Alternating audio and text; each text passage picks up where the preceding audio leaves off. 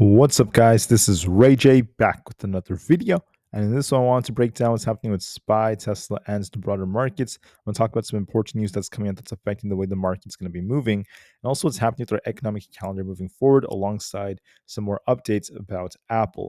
Just know that I am not a financial planner, so take nothing I'm saying as financial advice. And also, if you guys can, please check out my Moomoo link that's down below, or sign up to my QR code that's right over here. Moomoo is an amazing global brokerage that consists of many exclusive offers. If you sign up and deposit $100, you're going to get $20 of free Nvda stock. If you deposit $2,000, you're going to get $50 worth of the stock. Deposit $10,000 to get $300 worth, and deposit $50,000 to get $1,000 of free Nvidia stock. You also qualify for an 8.1% APY on uninvested cash, starting off with a 4.1% APY base rate plus a 4% APY for an extra 3 months. And the offer ends very soon, so if you want a free Nvidia stock, please check out my link down below or sign up with my QR code that's right over here. Anyways, as far as the market's going, we are still looking bullish for now. But I do want to warn you guys that there might be a rising wedge-like pattern developing on SPY. And if that is the case, once again, this could be a sign that the market's going to form a top soon, then there could be a rug pull coming. But as of right now, we have to follow the trend. As the saying goes, the trend is your friend. And the market is shifted back to bullish. So for now, we're still making higher highs and higher lows. So we're just going to follow the trend for the time being. Now, we have some important news that came out, okay? Keep in mind that we just got initial jobless claims at 226,000. This is technically a little bit above expectations, but not too bad. Continuing jobless claims is at 1.97 million. This is technically a little bit above expectations. So once again, not too bad. Then we have Bostic giving a speech and a bunch of Fed speakers throughout the day. At the 11 a.m. hour, so a couple of hours after market open, we have consumer inflationary expectations and a bunch of bill auctions coming out. So watch and see what that leads to. So this all could be very, very important. Now, on top of this, I just wanted to say that for Thursday and Friday, we have very, very minor earnings, nothing too serious. But there was important news that came out involving Tim Cook and President Trump. So one thing worth mentioning is that President Trump is, obviously he has the incentive to negotiate and use his tariffs as negotiation tactics.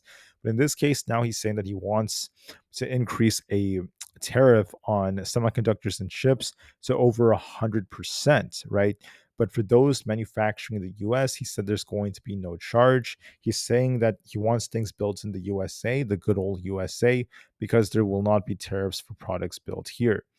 Then he was talking about Appl. We had Tim Cook meeting President Trump in the Oval Office, and Tim Cook has unveiled his plans for the company to spend $100 billion on U.S. firms and suppliers over the next 4 years. That's some massive news. That's why the share price ended up jumping the way it did. So that's some very, very important news that's come out. So keep that in mind. That has investors very, very optimistic because once again, as Appl continues to solidify its footprints into the US, it could help them avoid tariffs and it can help them in a lot of different ways. But the question is, can they truly manufacture cheaply in the US? That's to be determined.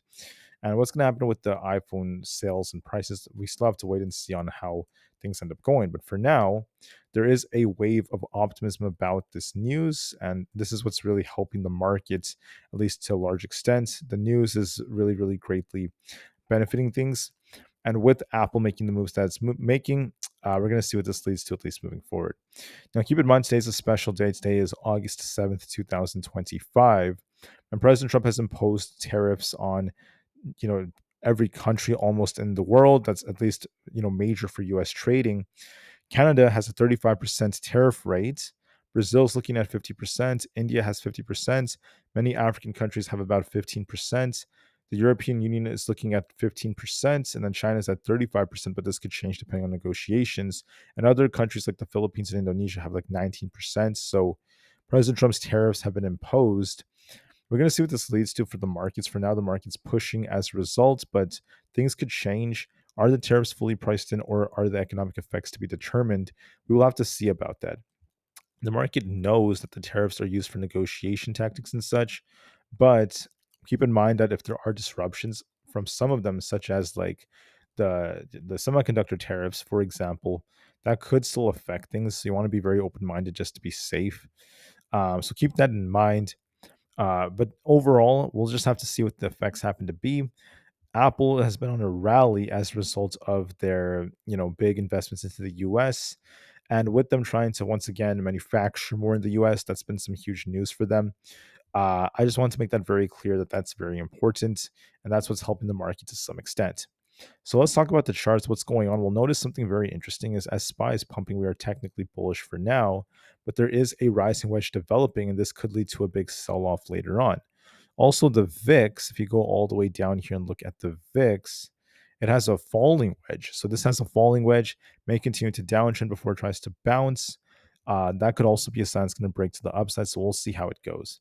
But anyways, let's talk about these levels. So if SPY is bearish, just hypothetically, you want to see us fill around this like 635 area. If that fills us, we could come down to fill the gap at 633, then retest 631, which is where the EMAs happen to be. And we have to lose 631 to start dumping back down. If you're bullish, you want to see us continue to hold up. And for now, we are looking more bullish. As long as we're above 635, we're favoring 638, and eventually the all-time high almost. And that's what we're looking like for now. We're favoring 638 or above. Now, here's the thing, okay? We had a high over here around 640.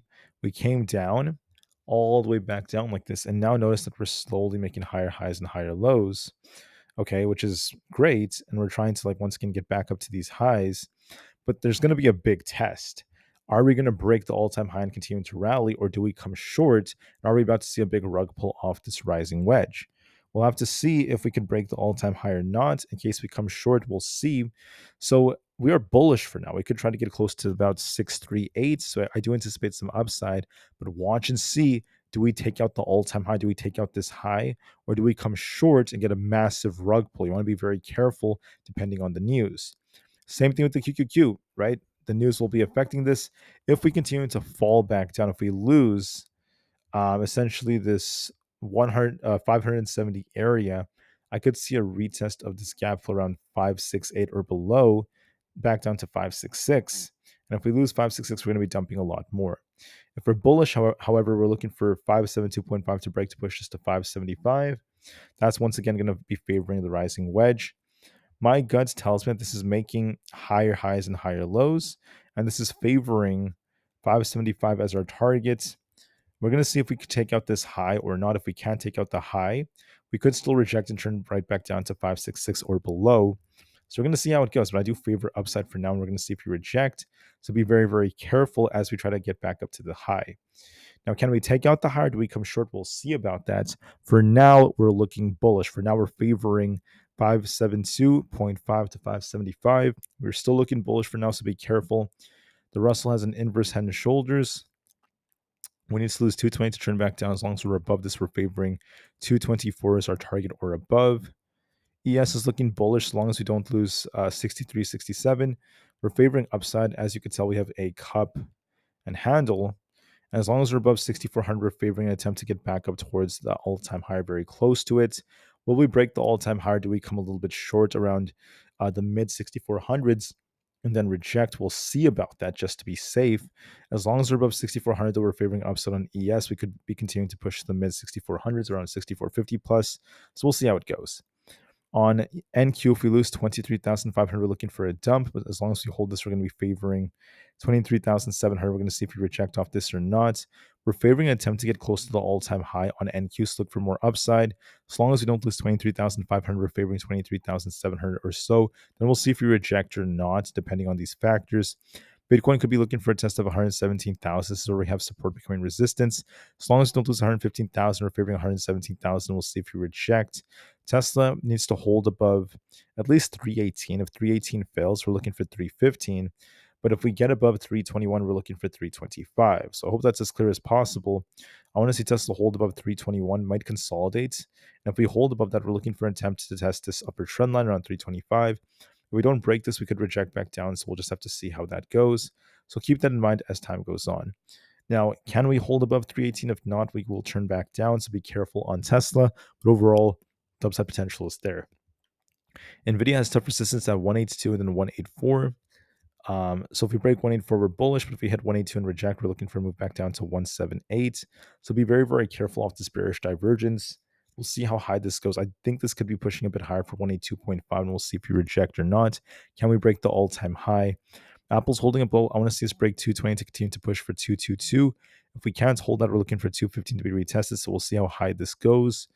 Palantir, for those who are interested, it's looking decent. It's been on a tear, but there's a gap to fill around 179, so it might retest 1795, so we'll see if we bounce. AMD looks bullish as long as we don't lose 163. We're favoring 169 to 170, and we'll see how it goes.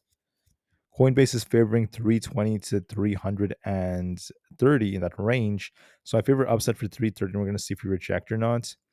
Amazon has resistance at 222 and support at 219. We might be returning to 218 to 219. We'll see if we bounce. It might be coming down towards our 200 EMA, so we'll see how it goes. Meta is favoring upside for basically 780. I think it might be going a bit higher, and we're going to see if this breaks. Google's looking more bullish, favoring 200. As long as we don't lose like 195, we're favoring the 200 area. And then Microsoft has 528 as our resistance. If this breaks, we're looking for 531. So for now, there is upside potential. Last but not least, the VIX is making lower highs, lower lows, lower highs, lower lows. So it's still bearish. It's still bearish, but there is a falling wedge, which could be favoring a big breakouts to start filling some of these gaps in the future. So could this downtrend? Yes, this may continue to downtrend, but watch to see if we fill this upper gap here, this other gap once we get a breakout. For now, the VIX is bearish. The market is bullish for now. SPY, QQQ, they're trying to pump very nicely.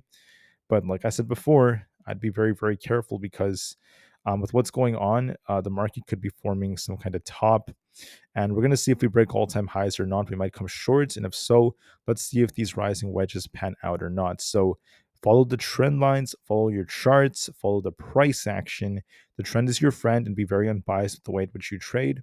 And although we're favoring upside for now, we'll see if the market forms some kind of top soon. I still think we could be climbing a bit higher and spying the QQQ, but be careful the higher we go and the closer we get to all-time highs. Thank you for listening. Peace out.